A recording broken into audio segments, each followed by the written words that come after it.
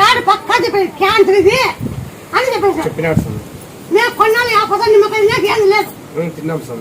ఇప్పుడు మళ్ళీ వాంతి స్టార్ట్ అయింది. నువ్వు ఏం చేస్తావంటే చింతపండు బెల్లము జీలకర్ర అటు వాంతికి దంచి పెట్టుకుని ముద్ద దంచి పెట్టుకుని గిల్లి నోటి పెట్టుకో.